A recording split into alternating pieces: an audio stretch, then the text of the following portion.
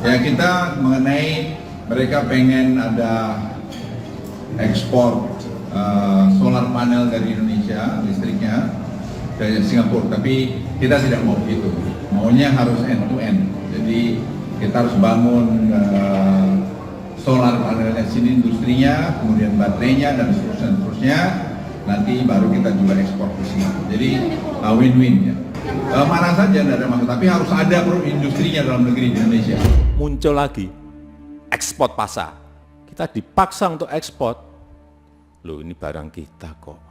Saya sampaikan kepada Menko Marinvest, kepada Menteri Investasi, tidak usah kemana-mana memarketingi masalah investasi. Mereka yang akan datang ke kita. Percaya saya. Mereka yang akan datang ke kita untuk mencari, untuk beli. Proposal yang ditawarkan menurut kami untung bagi dia, nggak untung untuk negara. Jadi kita mencari model investasi yang fair. Artinya yang investornya juga hidup, tapi negara juga jangan dibuat berat, win-win. Itu yang dalam bahasa saya itu adalah nggak boleh pengusaha itu mengatur negara. Negara yang mengatur pengusaha, tapi juga negara tidak boleh semena-mena bagi pengusaha.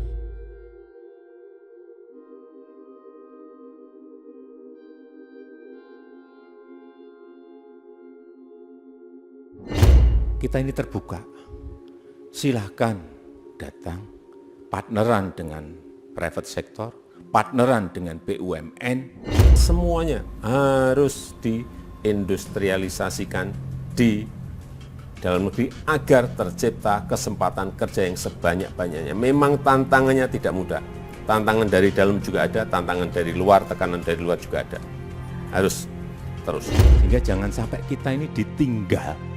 Silakan yang memiliki kekuatan untuk masuk ke sana. Sehingga nanti ada transfer teknologinya, ada transfer of knowledge-nya, dapat kita. Kalau ini jadi, percaya saya, perkiraan saya 2026-2027 kita sudah kelihatan lompatan ini akan kelihatan. Pertama adalah Singapura. Jadi Singapura sebesar 13 miliar pimpinan, 13 miliar 281 juta US dollar. Dalam analisa intelijen kami, ini sebagian uang orang Indonesia yang ada di Singapura pimpinan. Singapura yang terletak di Asia Tenggara telah dianggap sebagai salah satu negara maju di dunia. Ia telah menempuh sebuah perjalanan yang luar biasa selama lebih dari 5 dekade.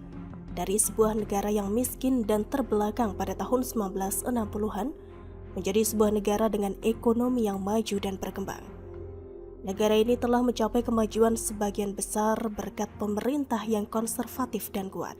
Pemerintah Singapura telah melakukan berbagai langkah untuk memacu pertumbuhan ekonomi, termasuk meningkatkan investasi asing, mendorong teknologi dan melibatkan sektor swasta.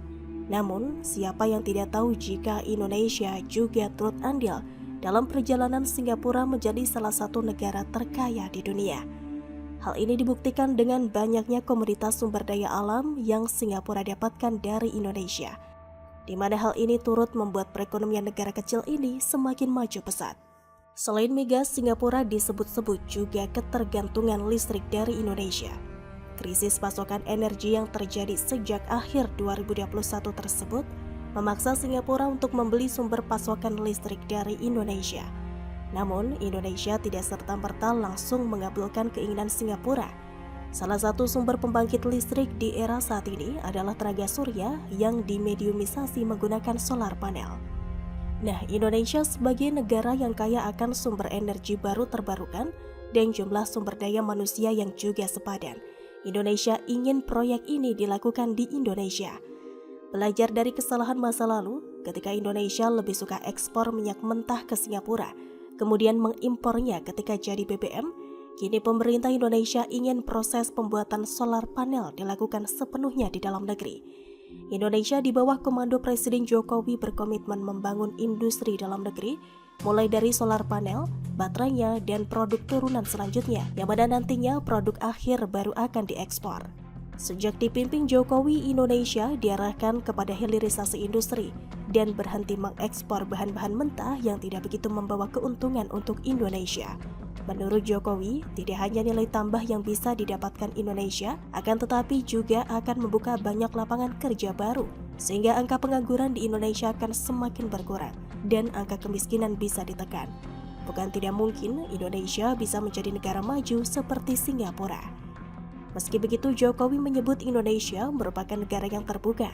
Namun, keterbukaan itu jangan diartikan Indonesia akan membiarkan sumber daya alamnya dikeruk secara besar-besaran oleh negara lain.